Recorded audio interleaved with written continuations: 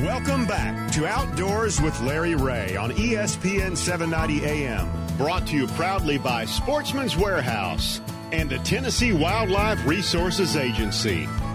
Hey, welcome back to Outdoors with Larry Ray. We wrap up today what I call the fastest 90 minutes in outdoor radio programming. Ron Wong is sitting in, and we've been talking a lot of fishing. Ron, I'm going to let kind of slip over here and let's talk a little deer. With the man, absolutely, the man that inherited the title of CWD coordinator. I'm not sure he wanted that title, but and that's Chuck Yost of the TWRA. Good morning, Chuck. Good morning. Good to hear you guys. All right, Chuck. Well, here we go, Chuck. It's been a long year. I mean, we started back, bow hunting back there in September. Then we went to the earliest ever rifle hunt in November the 8th. And we're on the Young Sportsman's Weekend. Don't ever let me call it the juvenile hunt because they think that means they're just getting out of jail for this hunt this weekend. But and we wrap it all up on Sunday. So it's been an interesting year, and who better to talk about this than you? Wrap it up for us, Chuck. What kind of year has it been? I mean, you guys have put numbers to numbers. You've done counties to counties. You've had meetings. It's been, it probably feels like 2 years to you, but give us your thoughts on as we close into this final weekend. Yeah, well, it has been an amazingly challenging year. Glad that we're near the end of deer season now, so that we could learn from what the actual results were from the harvest and the sampling that we've done.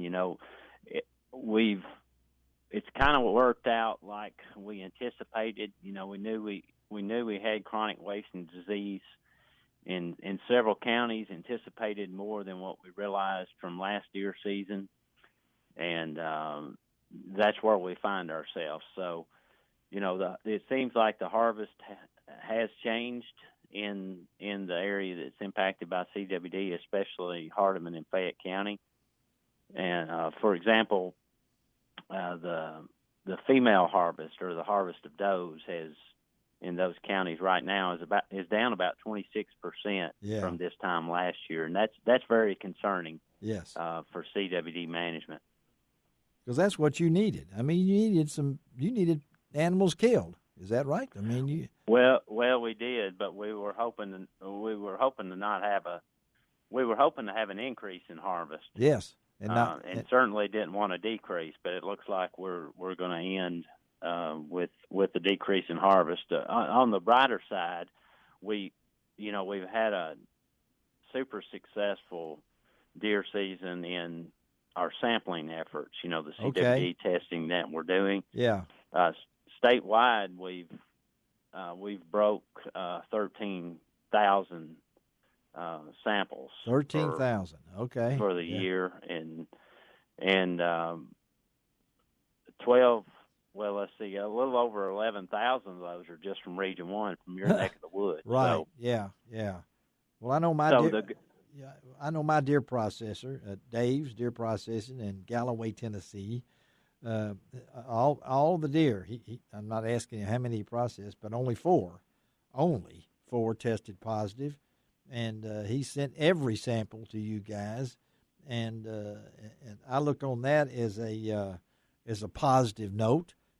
You told me before we went on the air that you thought the total overall for the state was about 14% down.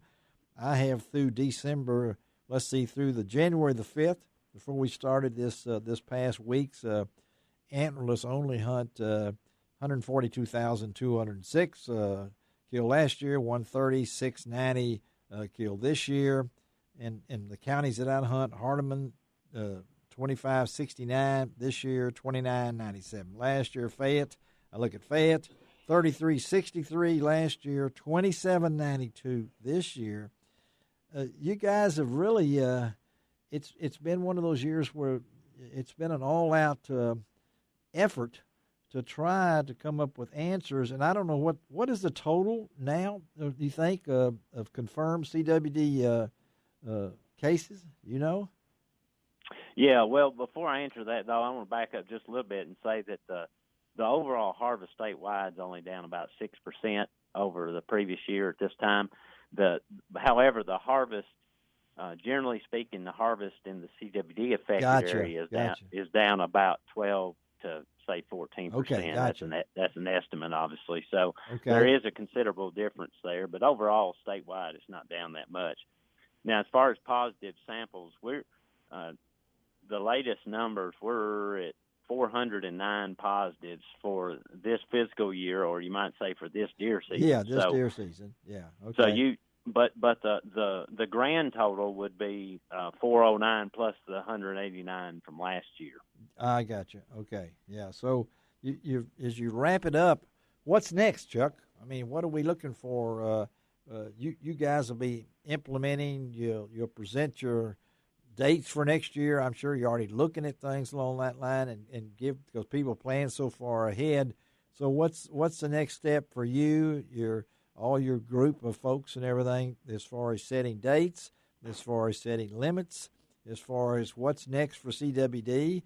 I read a TWR report that you're planning to spend $1 million for an incinerary in Fayette County to get rid of some of these carcasses. So what's coming up for us?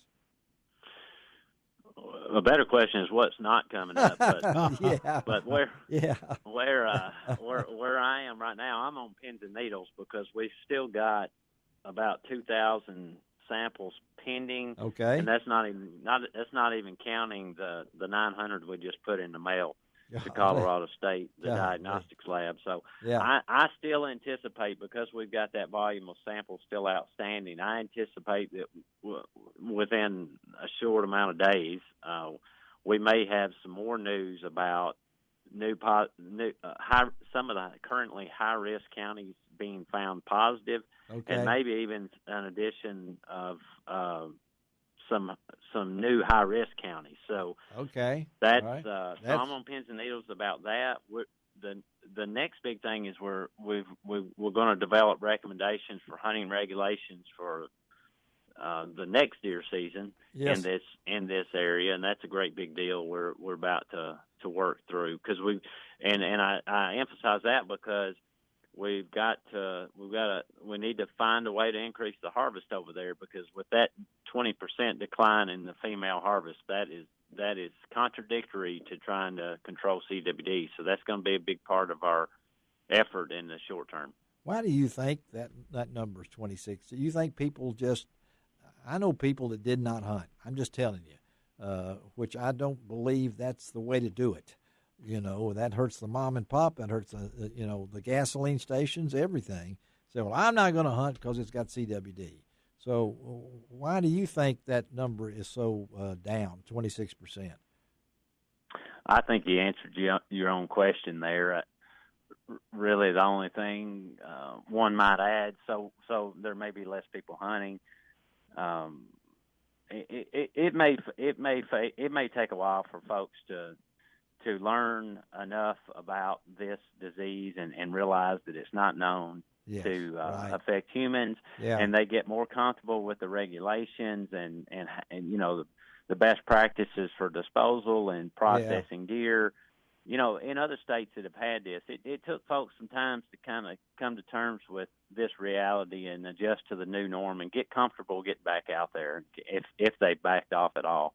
Well, I know we're talking to Chuck Yost. He's a chronic wasting disease coordinator for the TWRA. And, Chuck, I know the job has not been easy. I appreciate you tackling this thing. You've not done it alone, but so what we're saying is more news is coming up. Expect some things. I think they set the hunting seasons. Don't they usually do that in April, May, something like that? Announce the That's correct. The dates. And so right now you guys are putting together, I don't know how it was, when you got 5 pages devoted to the CWD in the hunting guide, that you better go start working on your hunting guide now. It's going to need 10 pages next year, because that's exactly right. That's to me, that was the thing about it.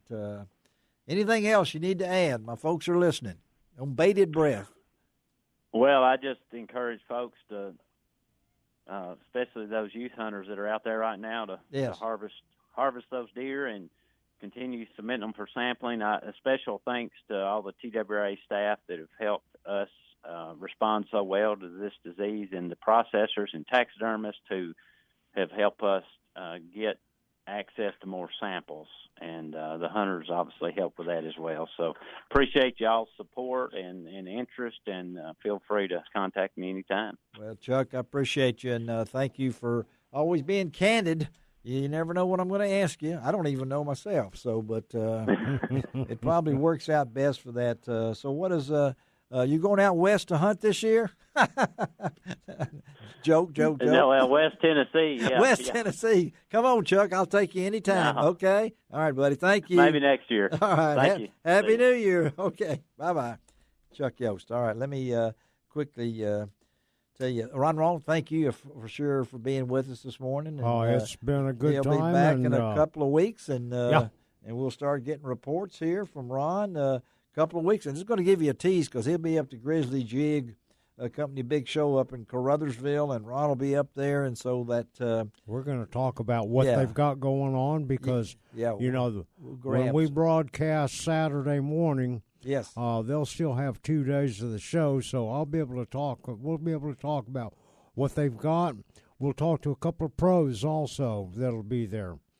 Pros. That'll be in a couple of weeks. Next week, of course, we're going to bring in Dave Gabbert from Lexington. He missed his regular slot, and so he's going to come down, and Frank Barton, will be here and going to tell us about hunting with that poodle. I've seen pictures of him. That's awesome. That is so awesome. Yeah, I've seen those photographs of Smoke, that poodle from Jack Combs, and so glad that Frank, I wished I could have been over there for that, but we'll talk to Frank on that. Shelby McCall, thank you for taking care of us. All this will be on lroutdoors.com, along with that duck popper thing from Ron. So let's get on out of here, and what we always say, doesn't cost an extra cent to be a good sport. And what else, Ron?